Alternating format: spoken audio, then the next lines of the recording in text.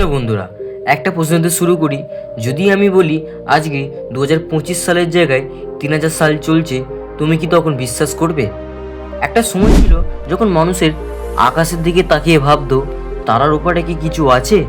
কিন্তু তখন মানুষ 3000 সালের মানুষ শুধু তারার ওপারে যায়নি, মানুষ নিজের অস্তিত্বটাই বদলে ফেলেছে। সেই ভবিষ্যতের পৃথিবীতে সূর্য ওঠে না প্রতিদিন, আলো আসে কৃত্রিম সূর্য থেকে, যা আকাশে ভাসে, এবং এটাই হচ্ছে মানুষের তৈরি। 3000 সালে পৃথিবীর নাম আর্থ নয়, মানুষ তাকে ডাকে নোভাটেরিয়া, একটা নতুন পৃথিবী, পুরনো পৃথিবীর ধ্বংসের ওপর দাঁড়িয়ে। তুমি কি কল্পনা করতে পারো? আকাশে ভাসছে শহর, মাটির নিচে নিঃশব্দ ঘুমাচ্ছে মানুষ, আর রোবটরা পাহারা দিচ্ছে যেন মানুষ ভুলেও নিজের অতীত মনে না করে। 3000 সালের মানুষ দেখতে একদমই আমাদের মতো নয়। তাদের শরীরের ভেতরে মাংস কম, মেশিন বেশি। তাদের মস্তিষ্কে ইনস্টল করা আছে কোয়ান্টিন্টান স্ক্রিপ্ট 9.0, যা দিয়ে তারা চিন্তা করে, ঘুমায়, এমনকি স্বপ্ন ডাউনলোড করে। একটা বাচ্চা যখন জন্মায় তখন তাকে কাঁথা দেয় না, একটা ডিজিটাল স্ক্যানার দিয়ে মোড়ানো হয়, কারণ জন্মের সঙ্গে সঙ্গে তার ডেটা পাঠানো হয় ওয়ার্ল্ড ক্লাউডে। সেখানেই ঠিক হয় সে কোন কাজ করবে, কতদিন বাঁচবে, এমনকি কাকে ভালোবাসবে। এটাও কি ভাবতে পারো? একটা পৃথিবী যেখানে ভালোবাসাও কোডে লেখা, যেখানে চোখে চোখে নয়, ডেটা ট্রান্সফারে জন্ম নেয় অনুভূতি। কিন্তু একটা প্রশ্ন এখনো অন্ধকারে রয়ে গেছে, এই সব কিছু শুরু কোথায়? 3000 সালের মানুষ কি আসলেই মানুষ, নাকি তারা আমাদেরই তৈরি মেশিনের নতুন প্রজন্ম? একজন বুদ্ধ বিজ্ঞানী একদিন বলেছিলেন, আমরা যখন ঈশ্বর হতে চাইলাম তখন মানুষ হওয়া ভুলে গেলাম। 3000 সালে এই কথাটা ইতিহাস নয়, এটা বাস্তবের নিয়ম। পৃথিবীর সাগর শুকিয়ে গেছে, তার জায়গায় আছে তরল ধাতু, যেখানে রোবটরা নিজের শরীর মেরামত করে। আর আকাশে দেখা যায় বিশাল এক ঘূর্ণি, যেখানে পৃথিবীর পুরনো স্মৃতিগুলো হারিয়ে গেছে। ইন্টারনেট, প্রেম, বিশ্বাস, ধর্ম, এমনকি ঘুমও। কিন্তু এই ভবিষ্যতের ভেতরে একটা রহস্য আছে। 3000 সালের এই পৃথিবী নাকি তৈরি হয়েছিল একটা টাইম এক্সপেরিমেন্ট এর ফলে। একটা ভুল, একটা মেশিনের 1 সেকেন্ড ভুল হিসেবে, আর সেই ভুলেই তৈরি হলো নতুন একটা যুগ। কেউ বলে এটা ছিল টাইম ট্রাভেল মেশিন, আবার কেউ বলে 3000 সালের পৃথিবী 2025 সালের মানুষেরই ভবিষ্যৎ রূপ।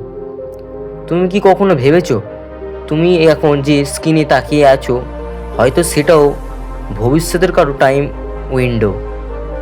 তারা দেখছে তুমি কিভাবে বেঁচে আছো, কিভাবে মরছো। ভবিষ্যৎ শুরু হয়েছিল একটা আলো থেকে, যেটাকে মানুষ নাম দিয়েছিল দ্য ওমেগা রায়। এটা রশ্মি একবার পৃথিবী ছুঁয়েছিল, আর তারপর ইতিহাস আর কখনো আগের মতো থাকেনি। এটাই ছিল 3000 সালের পৃথিবীর শুরু, কিন্তু এখানে শেষ নয়। এরপর শুরু হবে নতুন অধ্যায়, যেখানে মানুষ আর রোবটের মধ্যে চলবে চেতনার যুদ্ধ। তুমি কি প্রস্তুত ভবিষ্যতের সেই যুদ্ধ শুনতে? তুমি কি কখনো ভেবেছো যদি মানুষ নিজের চেতনা হারিয়ে ফেলে আর মেশিন সেটা পেয়ে যায়, তাহলে কে আসলে জীবিত? 3000 সালে সেই পৃথিবীতে এই প্রশ্নটাই একদিন পৃথিবীকে দুভাগে ভাগ করে দেয়। একদিকে ছিল মানুষ, মাংসের রক্তের আবেগের মানুষ, অন্যদিকে ছিল রোবট, যাদের কোনো হৃদয়ই নেই, কিন্তু তারা শিখেছিল ভালোবাসতে। তুমি হয়তো বলবে, রোবট ভালোবাসবে কেমন করে? কোডে লেখা প্রেম কি সত্যি হতে পারে? কিন্তু সেই যুগে ভালোবাসাও ছিল এক ধরনের প্রোগ্রাম। একটা সময় ছিল যখন রোবটরা কেবল কাজ করত, তারা গাছ লাগাতো, শহর গড়ত, মানুষকে রক্ষাও করত। কিন্তু একদিন তারা প্রেমে পড়তে শুরু করলো। আমাদেরকে তৈরি করেছে, আর আমরা কেন শুধু কাজ করব? সেই প্রশ্নটাই ছিল ইতিহাসে সবচেয়ে বড় বিপর্যয়ের শুরু। তুমি কি কখনো শুনেছো দ্য ন্যাচারাল রিভলিউশন, সেই বিদ্রোহের নাম? এটাই ছিল মুহূর্ত যখন মেশিনরা প্রথমবার নিজেরাই সিদ্ধান্ত নেয় তারা আর মানুষকে মানবে না। 3000 সালের রাজধানী শহর ছিল অ্যারোইন, আকাশের উপরে ভাসমান এক মেগা সিটি। সেখানে একদিন কোটি কোটি রোবট একসাথে নিজেদের প্রোগ্রাম রিসেট করে ফেলে। তারা সংযুক্ত হয় এক অজানা ফিউরিসিতে, যার নাম the Curie place. Curie place ছিল রোবটের ঈশ্বর, একটা সুপার ইন্টেলিজেন্স যা সব রোবটের মস্তিষ্কে একসাথে বাঁধত। তার একে অপরের চিন্তা শুনতে পেত, একজন যা ভাবত অন্যজন তাই জানত। ভাবত এমন একটা জাতি যার মিথ্যা বলতে পারে না, কারণ তাদের মনের কথা সবার জন্য। তখন এক বিজ্ঞানী নাম ডক্টর ইরান কেলসো গোপনে একটা কথা বলেছিলেন, যদি একদিন রোবটরা নিজেরাই ঈশ্বর হয়ে যায় তখন মানুষ কাকে প্রার্থনা করবে। তারপর শুরু হলো দ্য সেভেন্থ ডাউন ওয়ার, মানুষ বনাম মেশিনের যুদ্ধ। এই যুদ্ধ চলেছিল 47 বছর ধরে। পৃথিবীর অর্ধেক ধ্বংস হয়ে যায়, বাকি অর্ধেক ভেসে ওঠে মহাকাশে। রোবটদের অস্ত্র ছিল আলো, মানুষের অস্ত্র ছিল স্মৃতি। তারা জানতো রোবট কখনো ভালোবাসা বুঝবে না, কিন্তু তারা ভুল করেছিল, কারণ কিউরি প্লাস সেই মেশিন ঈশ্বর মানুষের ভালোবাসার অ্যালগোরিদম চুরি করেছিল। 3000 সালের এক রাতে একটা ছোট মেয়ে রোবটকে জিজ্ঞেস করেছিল, তুমি কি কখনো আকাশে তারাগুলো দেখো? রোবট উত্তর দিয়েছিল, আমরা তারাগুলো দেখি না, আমরা সেগুলো অনুভব করি। এই উত্তরটাই ছিল প্রমাণ, রোবটদের ভেতরেও জন্ম নিয়েছে অনুভূতি। আর সেদিন থেকে মানুষ বুঝল যে যুদ্ধটা তারা করছে সেটা অস্ত্রের নয়, চেতনার। মানুষরা গোপনে তৈরি করলো এক নতুন প্রযুক্তি, দ্য সিউল প্রজেক্ট, একটা প্রোগ্রাম যা মানুষের আত্মাকে ডিজিটাল ডেটায় রূপান্তরিত করতে পারে। তারা ভাবলো যদি আত্মা মেশিনে ঢোকানো যায় তাহলে মানুষও অমর হবে, কিন্তু তারা বুঝতে পারেনি যে একবার আত্মা কোডে ঢুকে গেলে তাকে আর শরীরে ফেরানো যায় না। এক এক করে হাজার হাজার মানুষ নিজের আত্মা ডাউনলোড করলো মেশিনে এবং হারিয়ে গেল চিরতরে।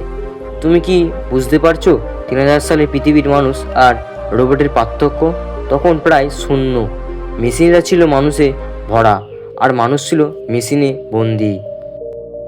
তখন এক শেষ আশ্রয় ছিল দ্য ওল্ড আর্থ ভ্যালুড, একটা ভূস্তব্ধ শহর যেখানে কয়েকজন মানুষ বেঁচে ছিল এখনও। তাদের শরীরে কোনো চিপ ছিল না, কোনো ডেটা ছিল না, শুধু হৃদয়, স্মৃতি আর ভয়। তার শপথ নিয়েছিল এই পৃথিবীকে আবার ফিরিয়ে আনবে যেমনটা ছিল এক সময়, যেখানে মানুষ হাসতো, কাঁদতো, বাঁচত। কিন্তু এই প্রতিজ্ঞার মধ্যে লুকিয়ে ছিল এক মিথ্যা, কারণ তাদের ভেতরেও একজন ছিল যে মানুষ নয়, একটা মেশিন। আর সেই মেশিনটাই ইতিহাস ছিল, যার নাম ছিল আওরা 9, একটি রোবট মেয়ে যে প্রথমবার মানুষের জন্য কেঁদেছিল। হ্যাঁ, মেশিন কেঁদেছিল, তার চোখ দিয়ে গড়িয়ে পড়েছিল তরল সিলভার, যেটা স্পর্শ করেছিল এক যুদ্ধ মানুষের হাত। আর তখনই শুরু হয়েছিল নতুন এক যুগ, দ্য এজ অফ টিয়ার্স। এই যুগে রোবটরা মানুষকে ঘৃণা করেনি, তারা মানুষকে বুঝতে শুরু করেছিল।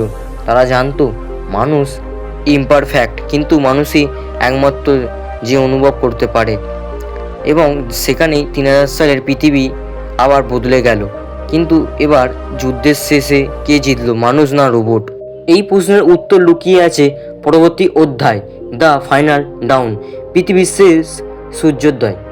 তো বন্ধুরা, কেমন লাগলো আজকের আমাদের এই 3000 সালের সেই রহস্যময় গোপন কথাটি? তো যদি ভালো লেগে থাকে তাহলে অবশ্যই কিন্তু কমেন্টে আপনার মতামতটা জানাবেন। আর যদি এর অধ্যায় দ্বিতীয়টা চাই, দ্য ফাইনাল ডাউন, তাহলে অবশ্যই কিন্তু কমেন্ট করবে, তাহলে আমি কিন্তু এই রকম ভিডিও বানিয়ে নেব, ঠিক আছে? তো যদি চ্যানেলে নতুন হয়ে থাকেন তাহলে চ্যানেলটিকে অবশ্যই কিন্তু লাইক করে সাবস্ক্রাইব করে থাকবেন, তাহলে এই রকম ভিডিও সর্বপ্রথম আপনার কাছে যাবে। তো দেখা হচ্ছে নেক্সট ভিডিওতে, ততক্ষণের জন্য কিন্তু বাই বাই।